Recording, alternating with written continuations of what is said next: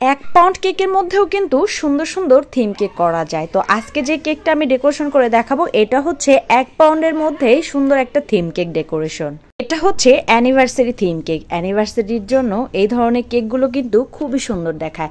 আর কেকটা হচ্ছে আমি ফন্ডেন্ট দিয়ে ডেকোরেশন করব, মানে সেমি ফন্ডেন্ট ডেকোরেশন হবে। কেকের উপরে হচ্ছে আমি ফন্ডেন্ট দিয়ে কাপলসের ডেকোরেশন করে দিব। কেকটা ছিল হচ্ছে আমার একজন নতুন ক্রেতার, আর উনি হচ্ছে এই ফার্স্ট টাইম আমার থেকে কেক নিল, আর হচ্ছে ডেকোরেশনটা উনি নিজেই চয়েস করে দিয়েছিল। তো যাই হোক, কেকটা ছিল 1 পাউন্ড ভ্যানিলা কেক। আর অনেকে জিজ্ঞাসা করে, আপু 1 পাউন্ড ভ্যানিলা কেক তৈরি করতে আপনার কয়টা ডিমের প্রয়োজন হয়? আসলে 1 পাউন্ড ভ্যানিলা কেকের জন্য আমি 2টা ডিম নিয়ে থাকি। অবশ্যই বড় সাইজের ডিম হতে হবে। যদি ছোট সাইজের ডিম হয় সেক্ষেত্রে আপনার একটু বেশি নিতে হবে ডিমটা। আবার অনেকে জিজ্ঞাসা করেছিলেন যে 1 পাউন্ড কেকের জন্য কতটুকু ক্রিম দরকার হয়। আসলে ক্রিমটা হচ্ছে আপনার ডেকোরেশনের উপর ভিত্তি করে।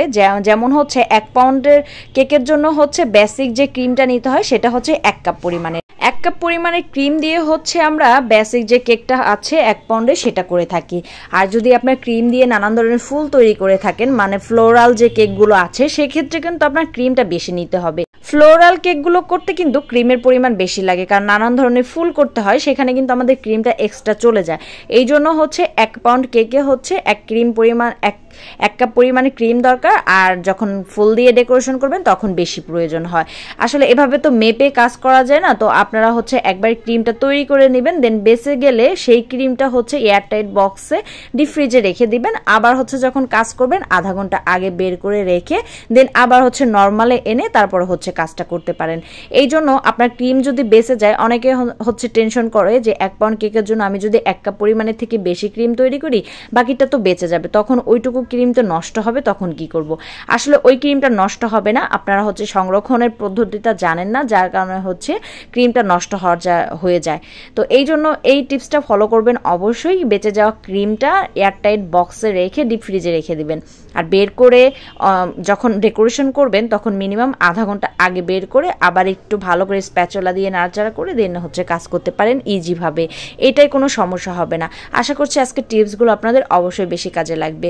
তো এখন দেখতে পাচ্ছেন এখানে আমি ফন্ডেন্ট দিয়ে কাপড় কেটে নিয়েছিলাম, আর এখানে যে আমি কাপড়টা কেটে নিয়েছি সেটা হচ্ছে ফন্ডেন্ট কাটার দিয়ে কেটেছি। আর ফন্ডেন্ট কাটারগুলো অনেক ধরনের পাওয়া যায়।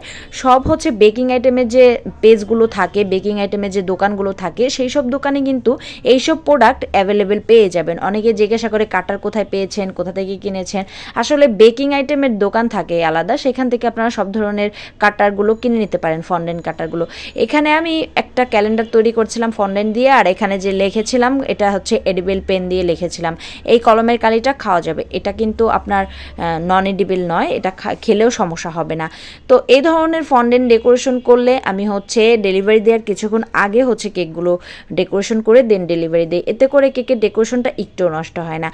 কারণ ব্ল্যাক কালার আর হচ্ছে রেড কালারের ফন্ডেন্টটা হচ্ছে ডেকোরেশন করে ফ্রিজে রাখলে গলে যাওয়ার ভয় থাকে, বেশিরভাগ হচ্ছে গলে যায়। এই জন্য সবসময় চেষ্টা করবেন টুলসগুলো তৈরি করে রেখে দেন হচ্ছে যখন আপনি কেকটা ডেলিভারি দিবেন তার কিছুক্ষণ আগে ডেকোরেশনটা কমপ্লিট করে কেকটা ডেলিভারি দিয়ে দিবেন। এতে করে আপনার ডেকোরেশনটা সুন্দর থাকলো।